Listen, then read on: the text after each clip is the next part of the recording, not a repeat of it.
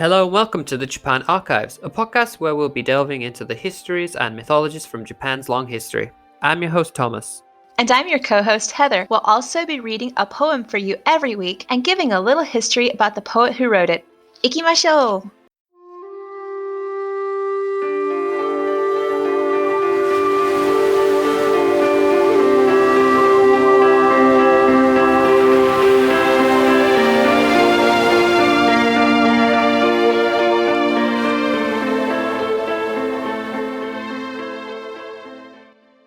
Hey guys, welcome back to the Japan Archives, episode 26. Before we get into today's episode, we wanted to let you know about a quick update on both our websites. So I know a few people have said at times they're unsure about the locations we've been talking about on our episodes. So we have up on our websites, we put an interactive map for you to go check out. So we've covered the map in the different pins for the locations we've talked about. For the episodes where we've specifically talked about different people, we've put the pins located to where they were born. And if you click on those, it will take you to the show notes for all the episodes. So if you want a better idea of where some of these episodes have been located, then be sure to check those out on our website. Anyway, Heather, how are you doing? First week back to work after Christmas and everything. Yes. Oh my goodness. I'm doing good. It was kind of warm today, which was lovely and strange because I keep expecting to have like really super cold weather. It's cold at night, but during the day it's sometimes not so much. And even in like Tokyo last week, it wasn't so bad. You asked me how I was and I talk about the weather. But I'm fine. I saw a rainbow this week, so that must be a symbol of good luck. I'm taking it so. And how about your week? My week's been kind of okay, yeah. It's been busy getting back into the swing of work and teaching 60 children every day. But, they're fine. They've settled down again now. They're back into the swing of learning, so no complaints from me, really. Yay! Just normal, busy back to work. Ganbarimashou. Thank you. So today's episode, I wanted to tell you a ghost story. Like you told your own quite a long time ago of the Nuperabo, but I wanted to tell you a ghost story myself instead. Yes, I love ghost stories. The story is most commonly known as, the ghost went by the name of Okiku. So is that a ghost that you know a little bit about, or at all? What do you already know? I have heard that name before. Don't know where, and I don't remember, but I know I've heard it. So I'm looking forward to, please tell me. Okay, so this is the story of Okiku and the 9 plates. Now this one is one of the better known Japanese ghost stories, and it does actually have other names. So one of the original names in Japanese was known as Bancho Sarayashiki, which we can translate as the plate mansion of Bancho. The story itself dates back to 1741, and we see its first appearance through the medium of Japanese bunraku plays, and these plays were what we would know as puppet plays. So with that little bit of history of its origins out the way, let's head into the story, okay? I'm ready. Let's go. Mukashi Mukashi. Long ago in the old province of Harima, there was a most beautiful woman who went by the name of Okiku. Now every day Okiku worked as hard as she could for the samurai that she served as a maidservant. Okiku worked for the man known as Aoyama Tesan. He himself a servant to the lord who ruled the area of the Harima province. Tesan spent day after day serving his master, wishing that he could overthrow the man he served and he himself become the leader and ruler of Harima. Thoughts gathered in his mind over time, thoughts of how he could fulfill his dark desires, until one day he came upon a simple solution. Poison. Poison should do the trick just fine, and as Tesan had been always so loyal to his lord and master, he didn't think that anyone would suspect it ever was him. So one day he approached Okiku, his servant. "I have a plan for you," he told her. "Anything," she replied, for how could she refuse to serve her master in all things? When the day grew close, however, he was forced to abandon his plans. Somehow someone had learned of the plot to kill his leader, and so Tesson retreated from his lofty goals, all the while acting like the attentive retainer he had always been to his master. As Tesson had suspected, no one thought that it could have been him who had formed such an evil plan.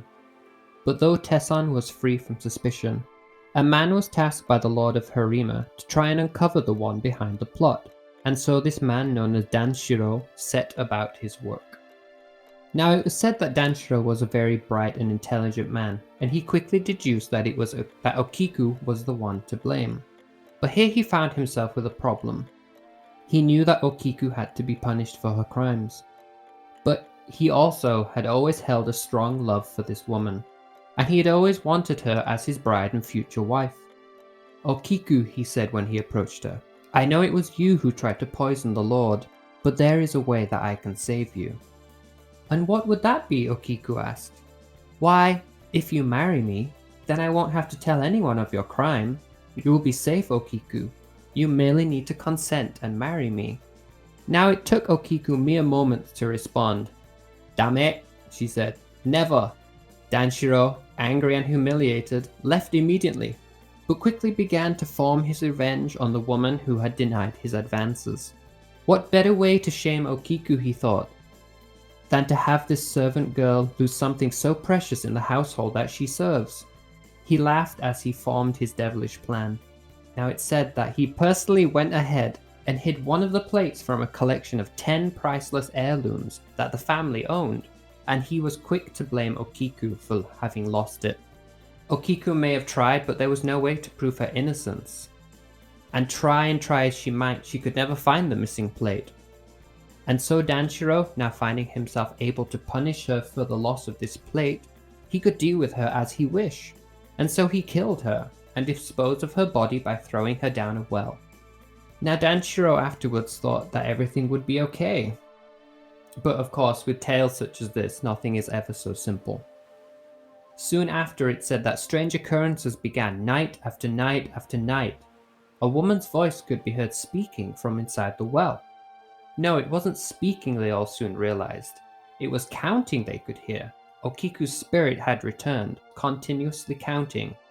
1, 2, 3, 4, 5, 6, 7, 8, 9. And then it would start again. 1, 2, 3, 4. It never ended. Upon reaching the number 9, Okiku would start again. For there was no 10th plate for her to count. She was stuck in the loop of counting from 1 to 9. As there was no 10th plate, it said that her soul could not ease itself or find rest, and so she was stuck in the turmoil of continuously counting from the numbers 1 to 9. 1, 2, 3, 4, 5. Night after night, Danshiro and everyone could hear the ghostly counting. Night after night, it never ceased. Now the man that Okiku had once served, Aoyama Tessan, wishing to deal with the spirit of Okiku, he eventually called a priest from a local temple to try and appease the spirit of his maidservant. Now after many failed attempts by the priest who read the sutras to her next to the well, the priest is said to have merely shouted the number 10 when Okiku reached the number 9. Finally, Okiku was heard to sigh from inside the well, and now knowing that the 10th plate had been found, her spirit was appeased and could finally find rest. Now there the story should logically end. However, eventually news of this entire debacle found its way to the Lord of Harima, the man that Aoyama Tessan himself served. Now this lord decided that Tessan was to be put to death, causing him to commit suicide by disembowelment, as well as dissolving his family's holdings, as this was his own way of ending the whole sordid affair in the Lord of Harima's mind. And there you have it, Heather, the story of Okiku. Well, at least one version of the tale, at least. As we know with folktales such as this, there's always more than one version that can be told.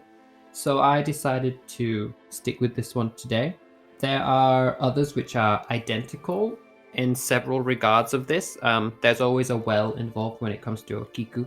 Okiku, is this the woman who is the woman from the well in The Ring?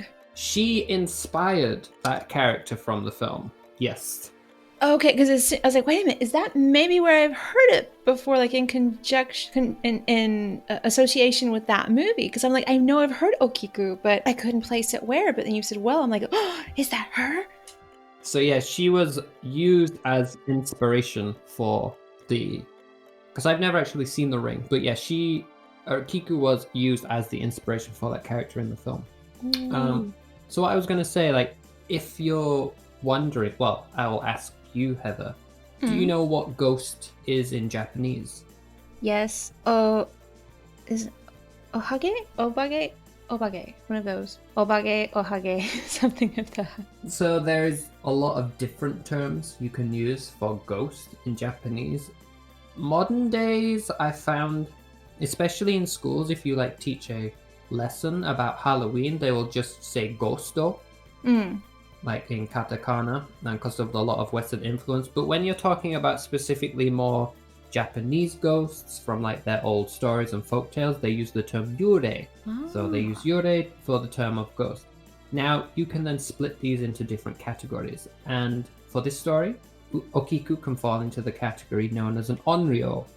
Now this term basically is used to describe a ghost who has a lot of lingering anger and hate, which does definitely work for the character of Okiku, but also this was used even further back in time to describe ghosts who had also a hatred for the emperor and who had returned to Japan to cause havoc on the nation.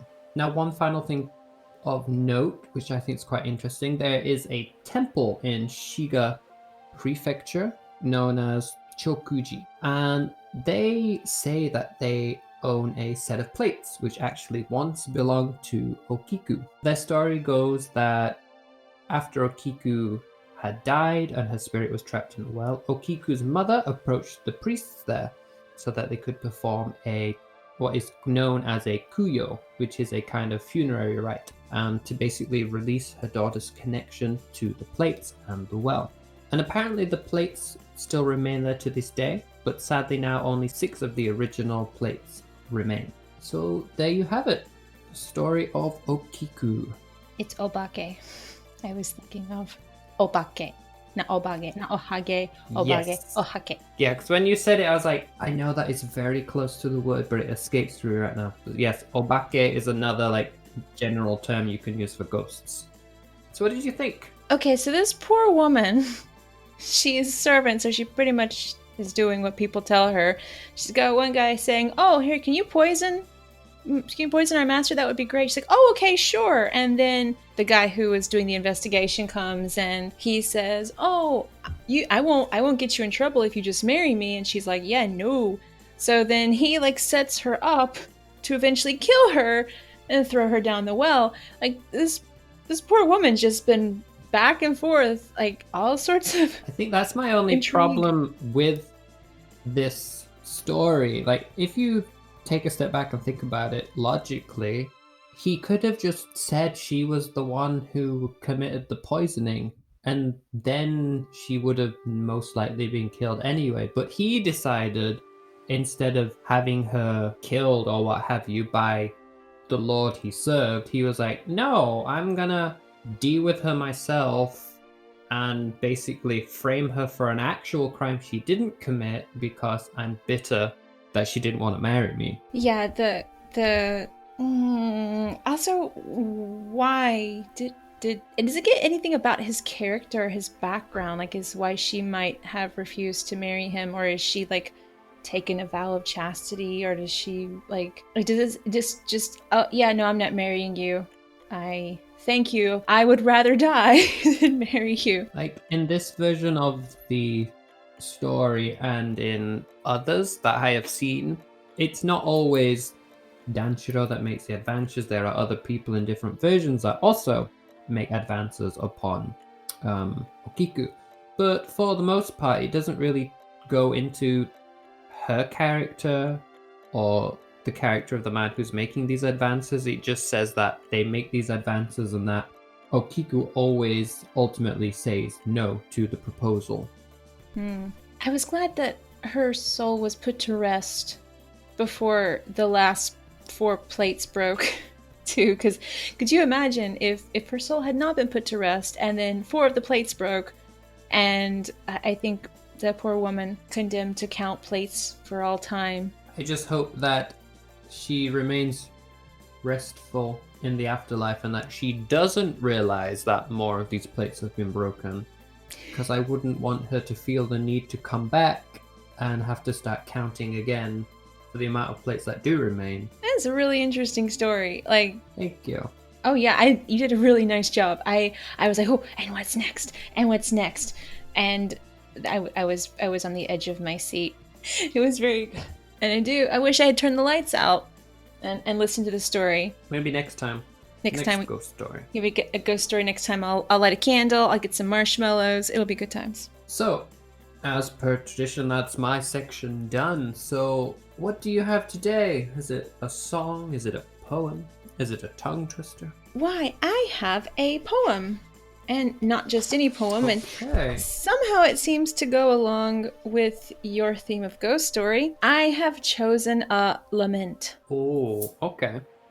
So this is called a banka, and they're written to like in honor of someone who died. And this was written by Nakao Kaishi, and he wrote this after the death of Matsuo Basho. So it's not a Basho poem, but it's in honor of Basho. So I'll go ahead and start. Do we know anything about that particular poet? So I know his birth and his death. He was born in 1669 to 1731, and a little bit of searching did not pull up a lot of information because I'm going to have to go into the Japanese to find some information about him. I do know that he wrote... So there's not much published in English yet about him. On my initial search, I did not find a lot, but I need to go a little bit more in depth. But this poem does come from the Haikai Sabishiori. I gave you a little bit of information. Hopefully someday I'll be able to come back to him with more information when I read it in Japanese, 10 years from now. So I have my pen ready. Excellent. To listen to any words I may hear.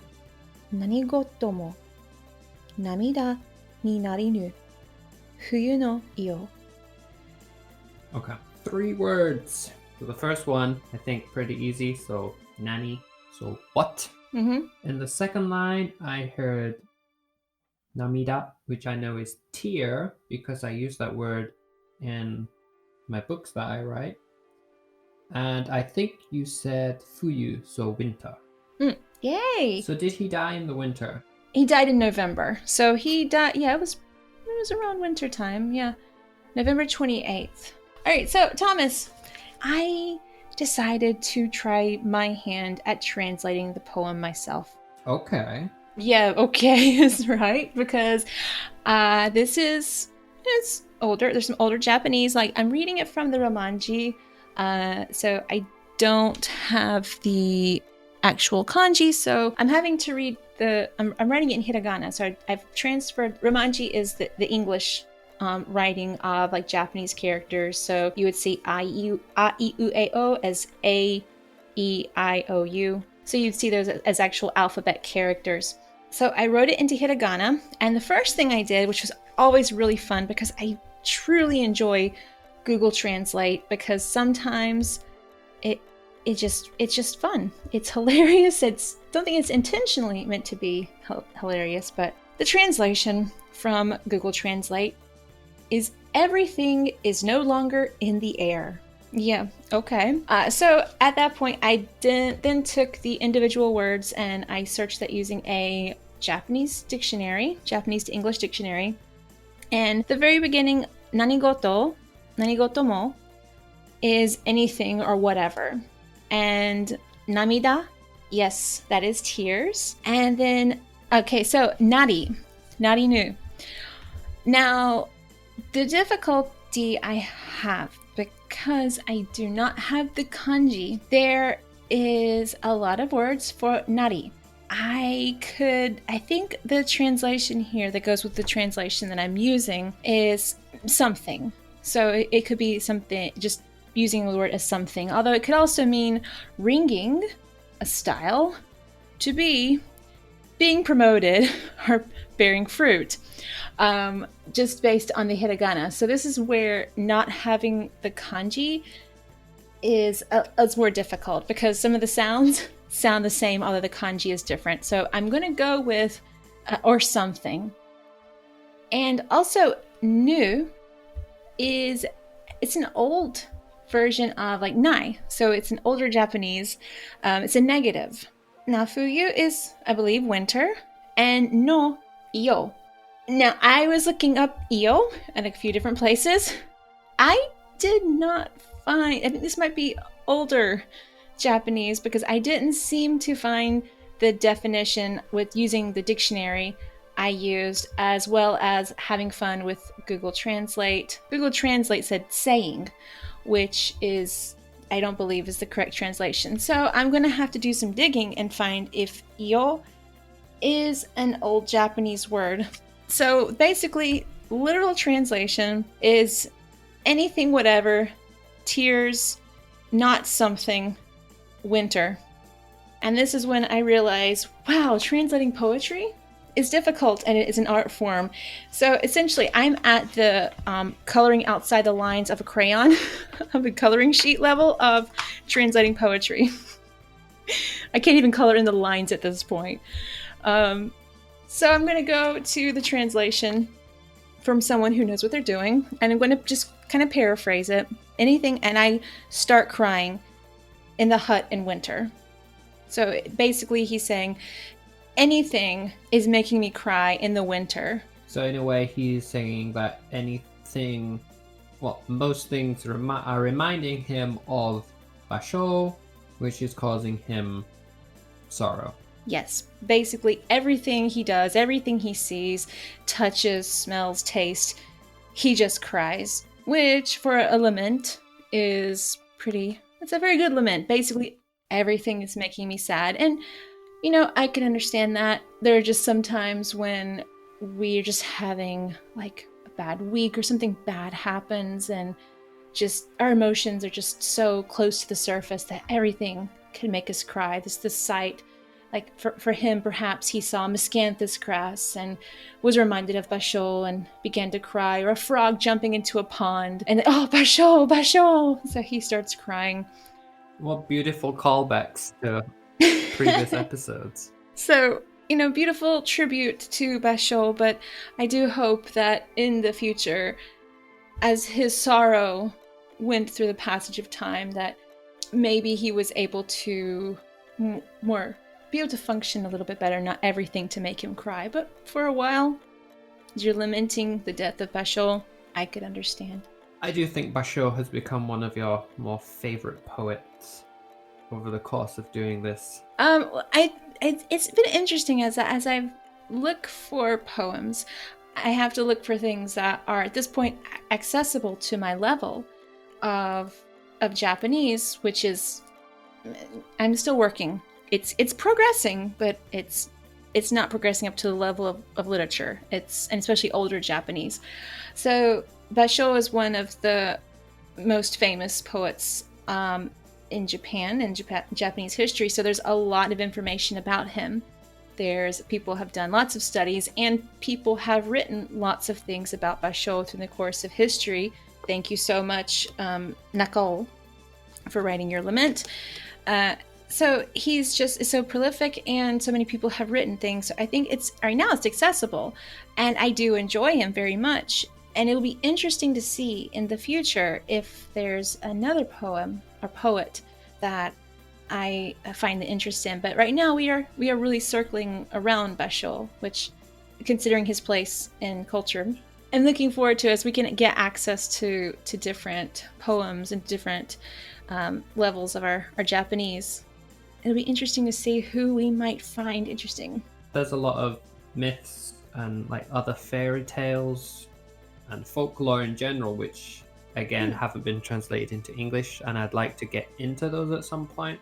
Even some of the major bits of Japanese history, like the main bits are in English publications, but the more minutia, which could be just as interesting, just isn't there yet for us to access. So yeah, doing this is also good because it's encouraging us to learn more Japanese so we can actually access it and bring it to people, which is nice. So yeah, thanks for bringing that up. It's a good point. And now I have an even more higher level of respect for people who translate poetry because yeah, it's just a few lines. It's really simple, but it's really not. You can't like just do the literal translation. There's meaning and depth behind it. I mean, my translation, I'm going to come back and look at this someday and see here, Thomas, this is what I was talking about. I'm going to put a picture for my translation. I actually wrote it out and tried to translate it.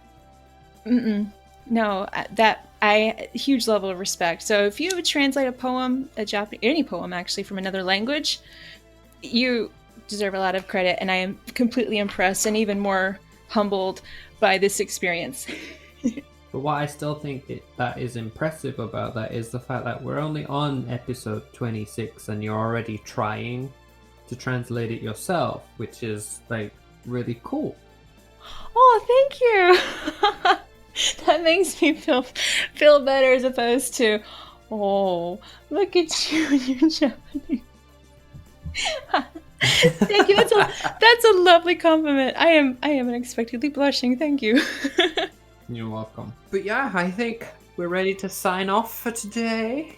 I think so. Thank you for this story. I am super excited to get a new ghost story. You're welcome. And once again, I'm glad you enjoyed my take on it. But yeah, I think we're good for today, no? Absolutely. Okay. Well, guys, thank you again for tuning in this week. We'll both talk to you again next Friday. All right then, guys. Mata ne. Mata ne. If you've enjoyed the Japan Archives, please consider checking out historyofjapan.co.uk, a database we are making on Japanese history. You can also find the show notes for all our episodes here. If you're on Instagram, you can follow my account over at nexus_travels. That's NEXUS_travels. We also have a Facebook and Twitter page, which you can find at Japan Archives. If you're interested in little slices of life in Japan, be sure to check out my website over at heatheroveryonder.com. Thank you for tuning in today. We hope you enjoyed the episode. And if you have any suggestions for future episodes, have anything you'd love to hear about, head on over to historyofjapan.co.uk and send us a message. If you enjoyed the show, please be sure to give us a rating and review over on iTunes. Thank you again for listening, guys. Until next time, bye. Mata ne!